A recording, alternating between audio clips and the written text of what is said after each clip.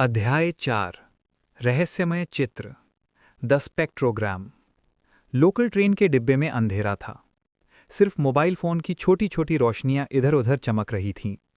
कुछ लोग अपने फोन की फ्लैशलाइट चालू कर चुके थे और बाकी लोग आपस में बात कर रहे थे। ये ट्रेन में अचानक बिजली कैसे चली गई? शायद लाइन में कोई दिक्कत होगी। लेकिन कबीर जानता था, ये कोई साधारण खराबी नहीं थी। उसने धीरे से बैग खोला। लैपटॉप की स्क्रीन खुद ब खुद जल रही थी।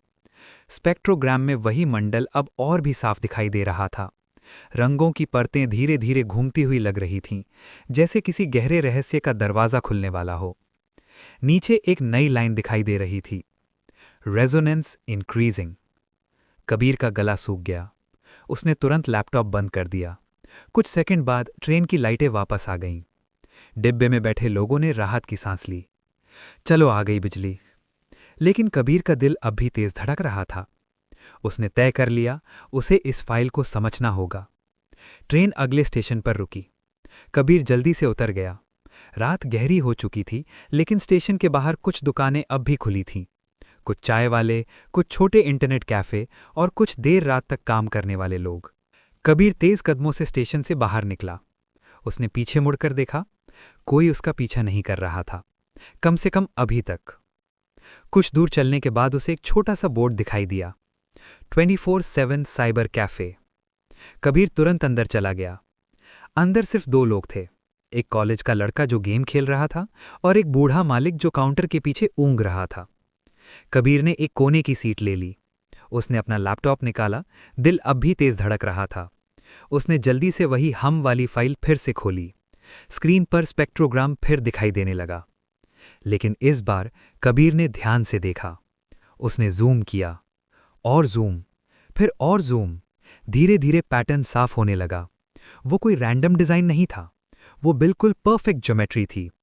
एक केंद्र, उसके चारों ओर कई कॉन्सेंट्रिक सर्कल्स और उनसे निकलती हुई सिमेट्रिक लाइंस। कबीर कुर्सी पर आगे झुक गया। ये तो, उसे अचानक याद आया, ये पैटर्न कहीं देखा हुआ लग रहा था, जैसे किसी मंदिर की नक्काशी या किसी पुराने मंडल का डिजाइन। उसने एक और काम किया। उसने स्पेक्ट्रोग्राम का स्क्रीनशॉट लिया, फिर उसे रोटेट किया। अचानक पैटर्न और साफ हो गया। अब वो सिर्फ मंडल नहीं था, वो किसी आर्किटेक्चर जैसा लग रहा था, जैसे किसी इमारत का ऊपर से देखा गया नक्शा। कबीर की आंखें फैल गईं। क्या ये किसी जगह का मैप है? उसने जल्दी से इंटरनेट खोलने की कोशिश की, लेकिन उसी समय एक अजीब बात हुई। लैपटॉप में इंटरनेट कनेक्टेड नहीं था, वाईफाई बंद था।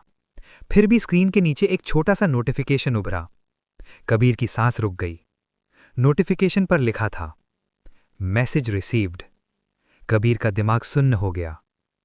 लेकिन इंटरनेट तो बंद है। उसने नोटिफिकेशन पर क्लिक किया।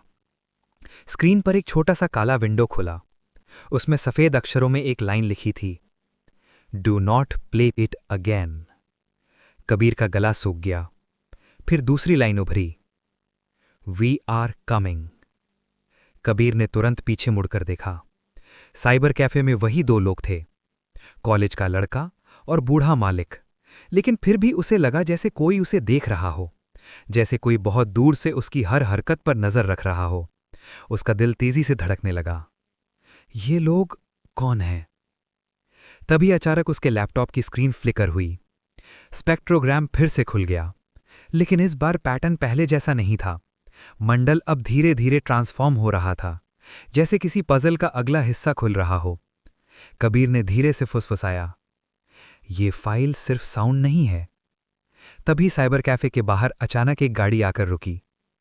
कबीर का दिल फिर जोर से धड़कने लगा। उसने धीरे से खिड़की से बाहर देखा। एक काली एसयूवी। दरवाजा खुला। दो आदमी बाहर उतरे, काले कपड़े, ईयरपीस। कबीर के हाथ ठंडे पड़ गए। वे सीधे साइबर कैफे की ओर आ रहे थे। कबीर ने तुरंत लैपटॉप बंद किया और बैग में डाल लिया। उसका दिमाग अब पूरी तरह साफ था। वे उसे ढूंढ चुके थे।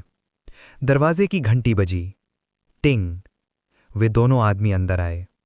उनकी नजर पूरे कमरे में घूमी और फिर सीधे कबीर पर टिक गई।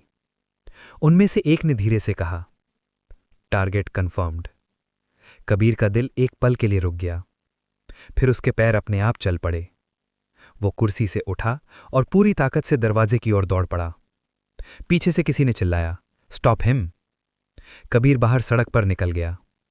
रात की हवा उसके चेहरे से टकराई, लेकिन इस बार वो जानता था, अब ये सिर्फ भागने की बात नहीं थी।